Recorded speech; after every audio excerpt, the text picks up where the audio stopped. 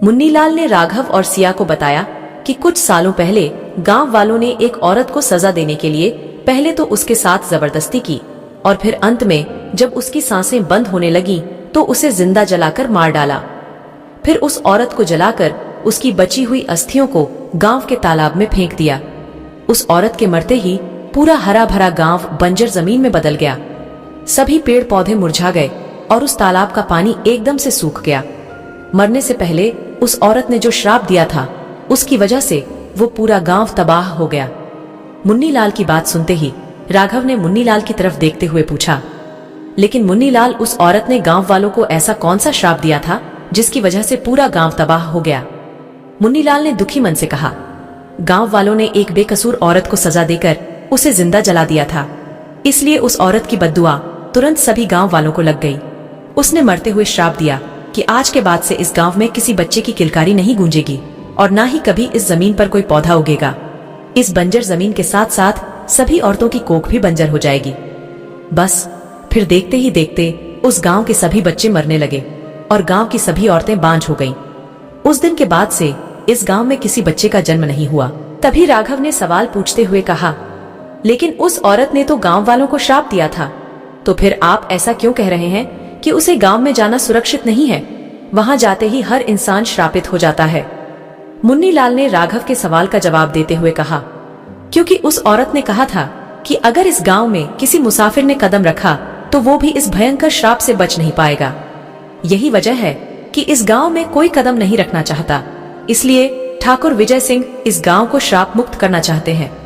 सिया अब तक चुपचाप खड़ी होकर यह सब बातें सुन रही थी, लेकिन अब वो अचानक मुन्नीलाल के पास आई और आकर बोली, लेकिन गांव वालों ने उस औरत को किस लिए जलाया था? क्या उस औरत ने कोई गुनाह किया था जिसकी उसे सजा मिली, या फिर गांव वालों ने एक निर्दोष औरत को जिंदा जला दिया? मुन्नीलाल सिया की बातों का कोई जवाब देता उसे पहले ही उसके घर में कुछ आदमी घुस आए थे। मुन्नीलाल ने जैसे ही उन आदमियों को देखा तो उसके चेहरे का रंग उड़ गया। उन आदमियों को वहां देखकर मुन्नीलाल डर से हकलाते हुए बोला, तुम इतनी रात को मेरे घर में क्या कर रहे हो? मुन्नीलाल के सामने इस वक्त 4-5 आदमियों को अपने साथ लेकर धीमन खड़ा था, जो चुन्नीलाल के चाचा का बेटा था।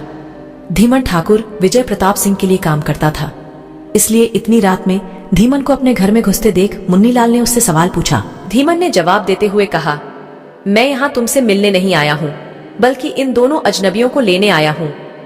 ठाकुर विजय प्रताप सिंह का हुक्म है कि इन दोनों को उनके पास लेकर आया जाए, इसलिए अच्छा यही होगा कि मेरे रास्ते से हट जाओ, वरना मैं भूल जाऊंगा कि तुम मेरे भाई हो।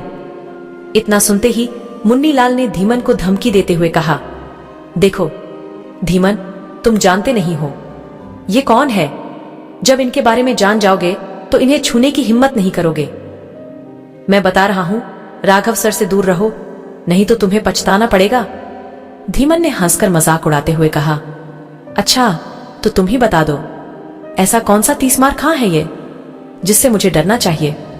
मुन्नीलाल ने राघव की तारीफों के पुल बांधते हुए कहा, ये वो है जिनके नाम मात्र से बड़े बड़े गुंडों के पसीने छूट जाते हैं, बड़े बड़े बिजनेसमैन इनके आगे पीछे घूमते हैं। ये है मुंबई के सबसे बड़े गैंगस्टर राघव सिंघानिया, नाम तो सुना ही होगा। राघव के बारे में इतना कुछ सुनाने के बाद भी धीमन को कोई फर्क नहीं पड़ा। उसने अपनी मूंछों को ताव देते हुए बोला, हाँ तो ये होगा मुंबई का गैंगस्टर। हमारे विजय साहब कोई कम थोड़े ही ना है। हमारे गांव का सबसे शक्तिशाली आदमी तो ठाकुर विजय प्रताप सिंह ही है, और हम उनका हुक्म कैसे टाल सकते हैं?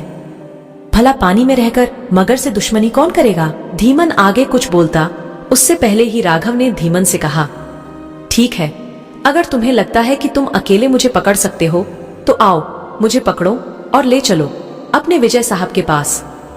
राघव की बात सुनकर धीमन ने झट से कहा, मैं अकेला? कहां, ये बड़े बड़े पहलवान भी तो हैं मेरे साथ, और तुम्हें देखकर लगता तो नहीं कि तुम इन सब का मुकाबला कर लोगे?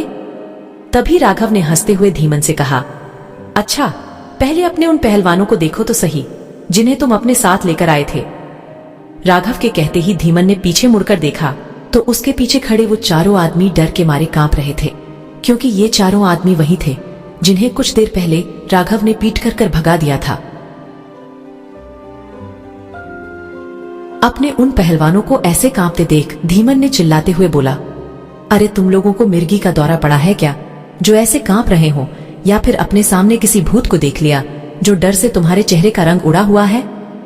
तभी उनमें से एक आदमी ने डर से कांपते हुए कहा, भाई ये वही आदमी है जिसने कुछ देर पहले हमारी हड्डी पसली एक कर दी थी।